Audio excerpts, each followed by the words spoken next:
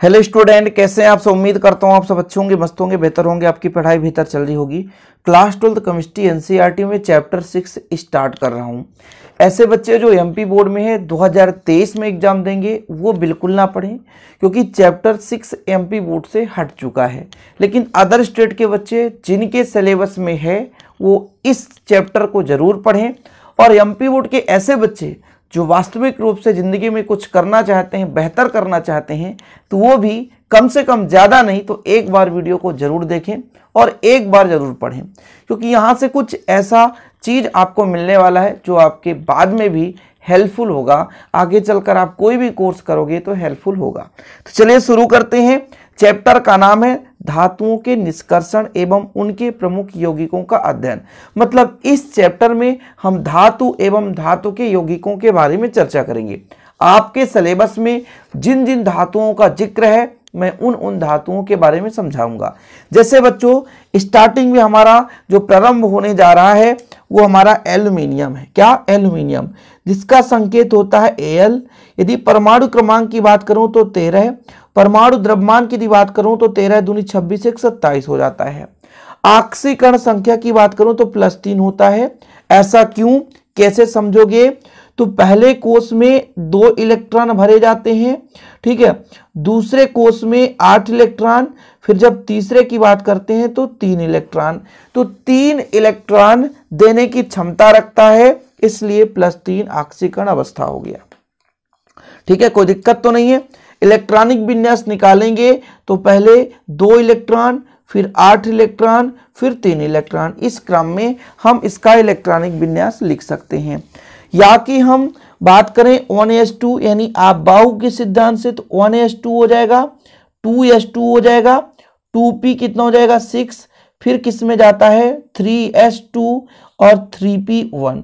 ये यहाँ पे जो तीसरा कक्षा है उसमें 3 इलेक्ट्रॉन है, यानी 3 बंध बनाने की क्षमता रखता है, इसलिए +3 ऑक्सीकरण अवस्था होता है। ठीक है बच्चों, ये चीज क्लियर है। एल्यूमिनियम के बारे में चर्चा करेंगे, एल्यूमिनियम के यौगिक के बारे में चर्चा करेंगे कि एल्यूमिनियम के अयस्क कौन कौन से हैं, ये चीज आपको पता होना चाहिए। ठीक है, कोई दिक्कत तो नहीं है। बहुत सारे बच्चे नोट्स बनाते हैं, तो जो बच्चे नोट्स बनाते हैं क्रम से नोट्स बनाते चलें, बेहतर रूप से तैयारी करते चलें। हम आपके साथ हैं और आपका तैयारी बेहतर रूप से होता रहेगा। एमपी बोर्ड में दैनिक जीवन में रसायन हट चुका है, उसको मैंने एक ही लेक्चर में अपलोड कर दिया है, जो कि आपको प्लेलिस्ट में मिल जाएगा। ओके, एक ही लेक्चर में आपको मिल जाएगा दैनिक जीवन में रसायन पूरा कंप्लीट सॉल्यूशन। ओके बच्चों, चलिए कुछ पृष्ठभूमि के बारे में बात करते हैं कि भाई एल्यूमिनियम जो हमारा तत्व है इसको सर्वप्रथम किसने प्राप्त किया। तो एल्यूमिनियम को सर्वप्रथम होलर ने सन 1827 में AlCl3 मतलब एल्यूमिनियम क्लोराइड के अपचयन द्वारा प्राप्त किया था। मतलब होलर ने क्या प्राप्त किया भाई साहब? सबसे पहले एल्यूमिनियम किससे बनाया था? एल्यूमिनियम क्लोराइड AlCl3 से। और कब बनाया भाई साहब? 1827 में।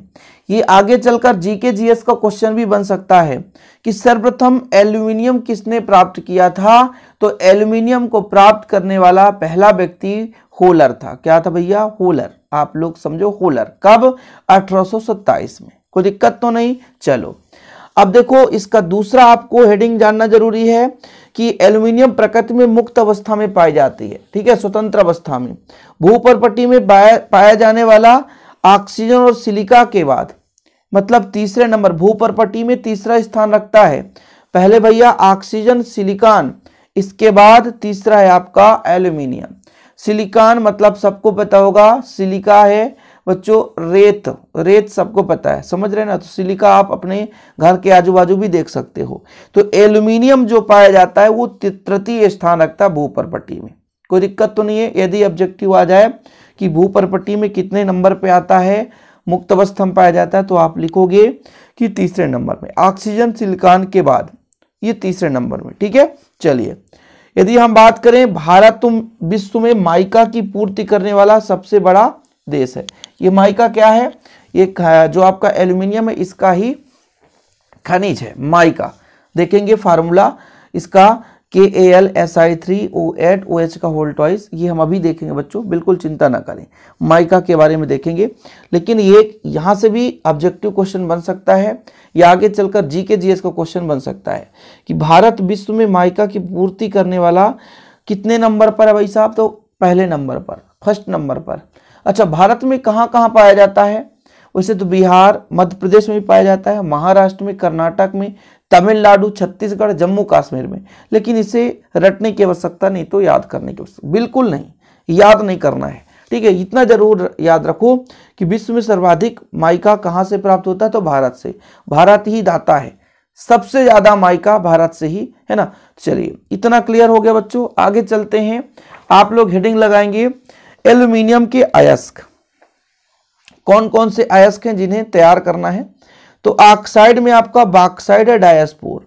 बॉक्साइड का Al2O3 इंटू 3H2O, डायस्पोर है Al2O3 इंटू H2O। ये एल्यूमिनियम के अयस्क हैं।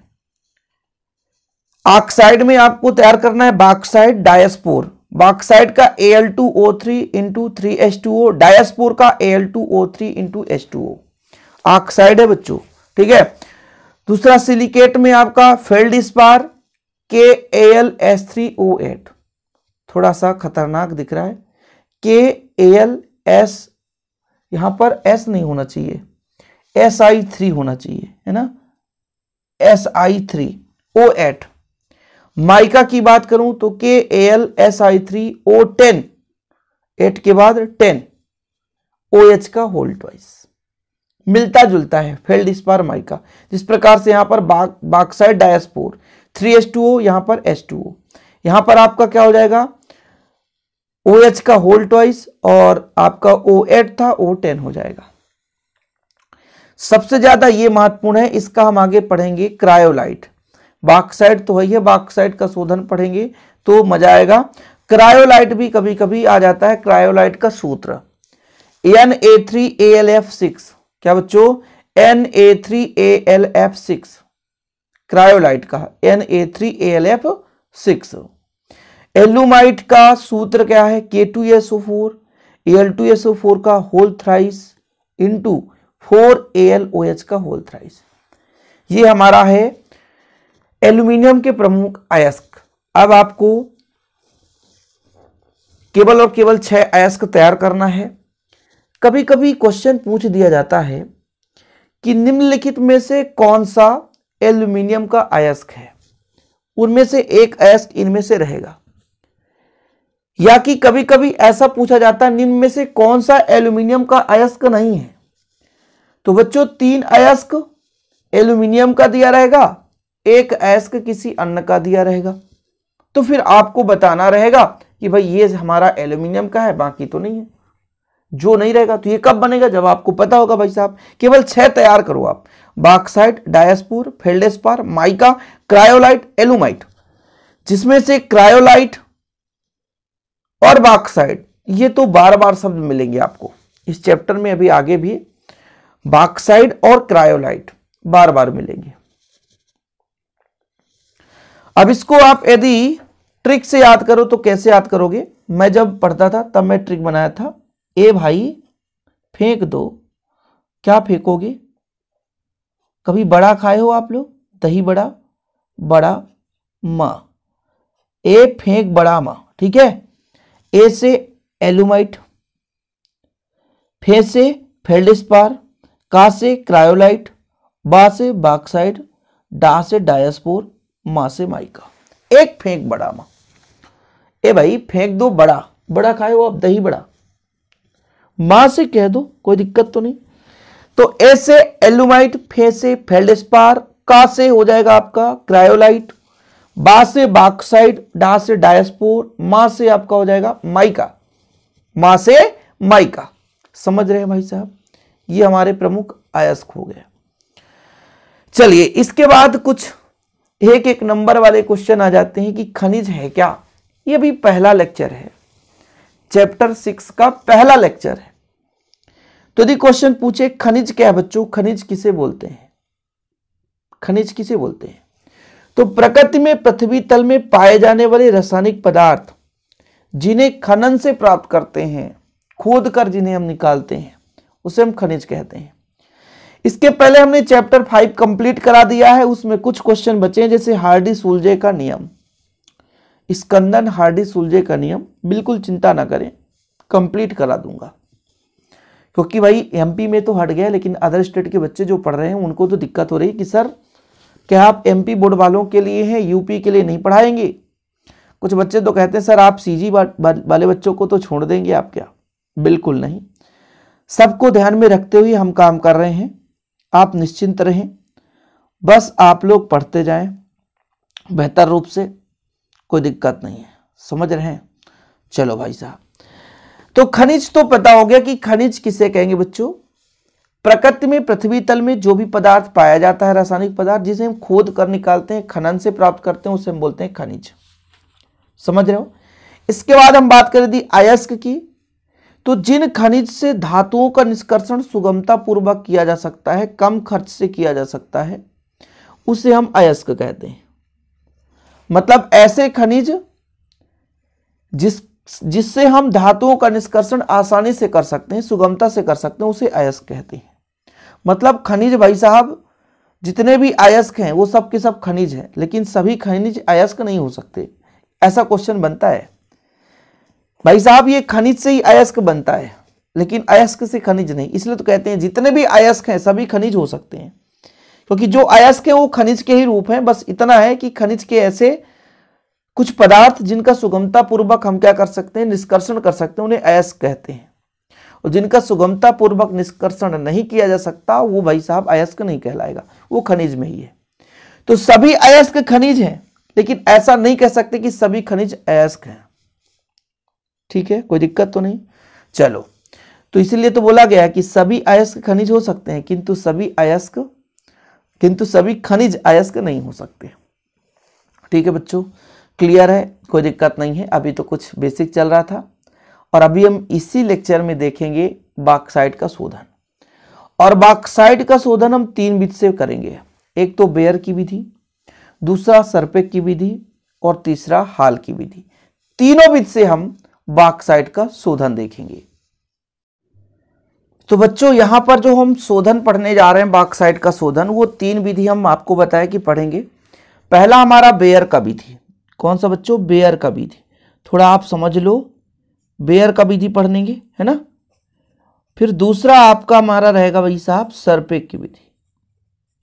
क्या? सरपेक की विधि। ठीक है। और तीसरा जो हमारा वो है हाल की विधि।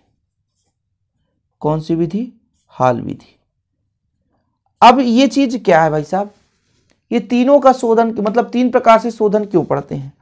हम एक ही शोधन से काम चला लें, ऐसा नहीं होता। बॉक्साइट का शोधन पढ़ेंगे तो जब बॉक्साइट में आयरन ऑक्साइड की अशुद्धियां ज्यादा मात्रा हो। ठीक है, किसकी? आयरन ऑक्साइड ज्यादा मात्रा में उपस्थित हो, अशुद्धि के रूप में आयरन ऑक्साइड ज्यादा मात्रा में उपस्थित हो, तब हम बेयर विधि का प्रयोग करते हैं। किस विधि का? बेयर की विधि का प्रयोग कब किया जाता है? जब आयरन ऑक्साइड की मात्रा अधिक मात्रा में अशुद्धियां के रूप में उपस्थित हो। सरपेक में बच्चों कब करते हैं? जब सिलिका का ऑक्साइड यानी सिलिकन ऑक्साइड, सिलिका की अशुद्धियां अधिक मात्रा में उपस्थित हो। सिलिकन ऑक्साइड या सिलिका, SiO2 जिसे बोलते हैं। मतलब इसमें Fe2O3 इसकी अशुद्धियां, इसमें SiO2 इसकी अशुद्धियां, और इसमें जब दोनों हो Fe2O3 और SiO2 ये दोनों अशुद्धियां हो बॉक्साइड में, तब हम हाल विधि का प्रयोग करते हैं। तीनों विधि पढ़ेंगे अपन कि भाई साहब बेयर की भी जो विधि होती है, इस विधि का प्रयोग कब किया जाता है? जब बॉक्साइड में आयरन ऑक्साइड की अशुद्धियां अधिक मात्रा में हो। ठीक है, कोई दिक्कत तो नहीं है? चलो, तो जब आयरन ऑक्साइड की मात्रा अधिक मात्रा में होती है तो इसको करते हैं क्या कि पहले बॉक्साइड को पीसकर सोडियम हाइड्रोक्साइड के साथ गर्म किया जाता है, जिससे सोडियम मेटा एल्यूमिनेट बनता है। सब समझाऊंगा, सब लिखाऊंगा, बिल्कुल चिंता ना करें। भाई बेयर की विधि हम पढ़ने जा रहे हैं, बॉक्साइट का शोधन पढ़ेंगे बेयर की विधि। और बेयर की विधि में क्या करेंगे कि भाई साहब आयरन की ऑक्साइड की अशुद्धियां अधिक है, 2O3 आयरन ऑक्साइड की अशुद्धियां अधिक है, तो फिर अपन इसको क्या करेंगे, बॉक्साइड का शोधन करेंगे।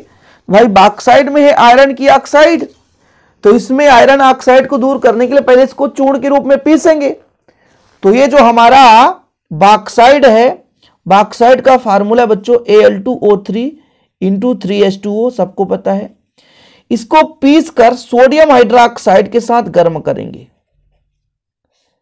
130 डिग्री सेल्सियस ताप पर गर्म किया जाता है, तो सोडियम मेटा एल्यूमिनेट बनता है। सोडियम मेटा एल्यूमिनेट ये बनता है, सोडियम मेटा एल्यूमिनेट। यहां पर 2 सोडियम हमने लिया है, ऐसा इसलिए क्योंकि यहां पर 2 एल्यूमिनियम 1 है, एल्यूमिनियम 2 है, तो 2 का मल्टीप्लाई करेंगे, 2 सोडियम लेना पड़ेगा। ऑक्सीजन कितना हो गया, यहां पे 3H2O है, तो 3H2O बाहर कर दो, सिंपल है, कुछ भी नहीं, कोई दिक्कत।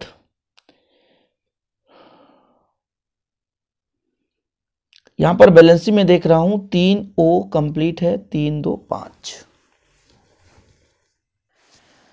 तो ये हमारा सोडियम मेटा एल्यूमिनेट बन गया 130 डिग्री सेल्सियस पर। तो बॉक्साइड में हम आयरन ऑक्साइड की शुद्धियां करते हैं, तो सोडियम हाइड्रोक्साइड के साथ इसे अपन क्या करते हैं बच्चों, गर्म करते हैं, तो सोडियम मेटा एल्यूमिनेट बन गया। अब इसको तनु करेंगे, ये सोडियम मेटा एल्यूमिनेट को तनु करना मतलब जल की मात्रा और इसमें मिला दो। ये सोडियम मेटा एल्यूमिनेट है और अधिक मात्रा में जल मिला दो, तो H2O और मिला दो, और जब H2O मिलाते हैं तो एल्यूमिनियम जो है OH के साथ एल्यूमिनियम हाइड्रोक्साइड बनाता है, और जो Na है यहां से OH उठाएगा तो NaOH में फिर बदल जाएगा। बैलेंसी कराना है, देख लो जरा, एल्यूमिनियम तो एल्यूमिनियम, H देखो तो यहां पर आपका 3 1 4, 2 का मल्टीप्लाई कर दो, तनुकरण कर दिया हमने, विलयन को और तनु किया। और इसके बाद बच्चों बस प्रोसेस ये है कि हमारे पास ये एल्यूमिनियम हाइड्रोक्साइड मिल चुका है, इसको गर्म कर देते हैं। इसको पहले छान लेते हैं, इसमें जो अशुद्धियां अलग हो जाती है, और इसको गर्म करेंगे। तो हमारे पास एल्यूमिनियम हाइड्रोक्साइड है, इसको क्या करेंगे, गर्म करेंगे। जब गर्म करेंगे तो Al2O3 ये कोरेंडम है और 3H2O के रूप में बाहर हो जाएगा। बैलेंसी कराना तो 2 का मल्टीप्लाई कर दो, Al2 है तो 2 का मल्टीप्लाई करेंगे। ये कंप्लीट रिएक्शन हो गया। कि बेयर की विधि का प्रयोग कब किया जाता है, जब आयरन ऑक्साइड की शुद्धियां अधिक मात्रा में हो बच्चों। ठीक है, देखो मैं पूरा डिटेल से लिखा हूं कि बॉक्साइड का शोधन पढ़ रहे हैं, तो बॉक्साइड का शोधन पढ़ेंगे बच्चों कब पढ़ते हैं, जब इसमें आयरन टाइटेनियम सिलिकॉन आदि के ऑक्साइड अशुद्धि हो तो इसका शोधन करना पड़ता है। तो बेयर की विधि में शोधन कब करते हैं, जब आयरन ऑक्साइड की मात्रा अधिक मात्रा में हो। इसे पीस करके सोडियम हाइड्रोक्साइड के साथ 130 डिग्री सेल्सियस पर गर्म करते हैं, जिसे सोडियम मेटा एल्यूमिनेट बनता है। यही रिएक्शन हमने कराया था। फिर इसको तनुकरण करेंगे, मतलब H2O मिलाएंगे तो एल्यूमिनियम हाइड्रोक्साइड बनेगा। फिर एल्यूमिनियम हाइड्रोक्साइड को छानकर अलग करके गर्म करेंगे तो हमें क्या मिल जाता है, कोरेंडम, एल्यूमिना मिल जाता है। कोई दिक्कत तो नहीं बच्चों, यहां तक क्लियर है, समझ में आ गया पूरा फिनिश तरीके से। ठीक है, कोई दिक्कत तो नहीं, हमारा ये मिल गया कोरेंडम। इसी का फिर हम आगे चल करके शोधन पढ़ लेंगे ना, विद्युत अपघटन पढ़ लेंगे। यही हमारा जो आगे कोरेंडम मिलेगा ना। हाँ, ध्यान रखना ये लेक्चर आपका फर्स्ट है, फिर आप लेक्चर सेकेंड भी देखोगे तब मजा आएगा। ये नहीं तो पता चला लेक्चर फर्स्ट पढ़ लिया आपने, लेक्चर सेकेंड पढ़ना ही नहीं है। ठीक, चले सरपेक की विधि। सरपेक की विधि में अपन क्या करते हैं भाई साहब, सिलिका का जो ऑक्साइड है ना, मतलब सिलिका है, सिलिकॉन ऑक्साइड या सिलिका आप बोल सकते हो, SiO2। तो भाई साहब इसकी अशुद्धियों को दूर करने के लिए हम प्रयोग करते हैं। फिर से समस्या है कि सर कैसे प्रक्रिया कंप्लीट होगी, थोड़ा समझने की कोशिश करना, सब समझ में आएगा। हम क्या बात कर रहे थे कि भाई साहब हमारे पास क्या है, बॉक्साइड। बॉक्साइड में से हम सिलिका जैसे अशुद्धियों को दूर करना चाहते हैं, तो इसमें हम थोड़ा सा कोक मिलाते हैं। कोक मतलब कार्बन, कोक मतलब कार्बन। आपका Al2O3 इंटू 3H2O, ये बच्चों आपका है बॉक्साइड। इसमें कार्बन मिलाते हैं, साथ में उच्च ताप पर नाइट्रोजन गैस प्रवाहित करते हैं। मतलब नाइट्रोजन के झोंके में इस मिश्रण को डाला जाता है, तो फिर ये जो क्रिया करता है ना, तो ये आपका बनाता है Ln। एल्यूमिनियम नाइट्राइड बनता है और कार्बन जो है ऑक्सीजन को उठा करके कार्बन मोनोऑक्साइड बनाता है। और यहां पर जितना पानी का है भाई उतना पानी बाहर कर दो, बैलेंस ही तो कराना पड़ेगा ना भाई साहब। यहां पर आपका एल्यूमिनियम 2 नाइट्रोजन तो 2Aln बना लिया, 3 ऑक्सीजन तो 3 कार्बन ले लो तो 3CO कार्बन मोनोऑक्साइड बना लिया। एक स्टेप में हुआ कि जब हम बॉक्साइड में से सिलिका जैसे अशुद्धियों को दूर करना चाहते हैं तो बॉक्साइड के अयस्क को कार्बन के चूर्ण के रूप में, पाउडर के रूप में मिश्रित करके 1800 डिग्री सेल्सियस ताप पर नाइट्रोजन के झोंक में डाला जाता है, गर्म किया जाता है, मतलब नाइट्रोजन गैस से, तो एल्यूमिनियम नाइट्राइड बनता है। फिर इसको क्या करते हैं, इसको जल के साथ विघटित कराते हैं, जल के साथ क्रिया कराते हैं, तो हमारे पास Aln एल्यूमिनियम नाइट्राइड है, इसको H2O के साथ क्रिया कराएंगे तो एल्यूमिनियम हाइड्रोक्साइड बनाएगा AlOH का होल थ्राइस। कोई दिक्कत नहीं है, एल्यूमिनियम हाइड्रोक्साइड बना लिया, ठीक है। और ये जो N बचेगा यहां से H उठाएगा NH3 हो जाएगा। 3 और 3 6, इसलिए तो 3 का मल्टीप्लाई किए यहां पर, ठीक। और फिर क्या करते हैं, इसको गर्म करते हैं, कुछ भी नहीं, एल्यूमिनियम हाइड्रोक्साइड को बच्चों गर्म करते हैं। जब इसको गर्म करते हैं तो हमारा बन जाता है फिर से वही कोरेंडम और आपका 3H2O। बस सिंपल है। और यही तो हमको प्राप्त करना था, यही तो हमको प्राप्त करना था। तो ये कंप्लीट हो गया बच्चों, किस विधि से, सरपेक की विधि से। ऑब्जेक्टिव क्वेश्चन बनना चाहिए कि सरपेक की विधि का प्रयोग कब करते हैं, जब उसमें सिलिका जैसे अशुद्धियां ज्यादा मात्रा में होती है, यानी सिलिकॉन का ऑक्साइड। तो चलो भाई सरपेक की विधि को लिख लो कि इस विधि का उपयोग तब किया जाता है जब बॉक्साइड में सिलिका की अशुद्धि अधिक मात्रा में पाई जाती है। बॉक्साइड के अयस्क को पाउडर के रूप में कोक के साथ मिश्रित करके लगभग 1800 डिग्री सेल्सियस ताप पर नाइट्रोजन के झोंके के साथ गर्म करते हैं तो पहले एल्यूमिनियम नाइट्राइड बनता है, इसको जल के साथ क्रिया कराते हैं तो एल्यूमिनियम हाइड्रोक्साइड बनता है, एल्यूमिनियम हाइड्रोक्साइड को गर्म करते हैं तो हमारा कोरेंडम एल्यूमिना बनता है, ठीक। और अब हमारा हाल की विधि पहुंच गया भाई साहब। कौन सी विधि, हाल की विधि। हाल की विधि का प्रयोग कब किया जाता है बच्चों, जब हमारे पास आयरन का ऑक्साइड और सिलिकॉन का ऑक्साइड दोनों अशुद्धियां मिल रहती है। तो फिर इसमें बॉक्साइड अयस्क को सोडियम कार्बोनेट के साथ मिलाकर गलाते हैं तो सोडियम मेटा एल्यूमिनेट बनता है, सोडियम मेटा एल्यूमिनेट बनता है बच्चों, ठीक। चलो क्रिया करा दो सर, हमको तो नहीं पता कैसे कैसे क्रिया होगी, चलो क्रिया कराई देते हैं भाई। कब हाल की विधि का प्रयोग किया जाता है, जब उसमें किसकी किसकी अशुद्धियां हो, सिलिकॉन का ऑक्साइड और आयरन का ऑक्साइड। तो फिर हम बॉक्साइड Al2O3 इंटू 3H2O है, इसको सोडियम कार्बोनेट Na2CO3 के साथ गर्म करते हैं तो सोडियम मेटा एल्यूमिनेट NaAlO2,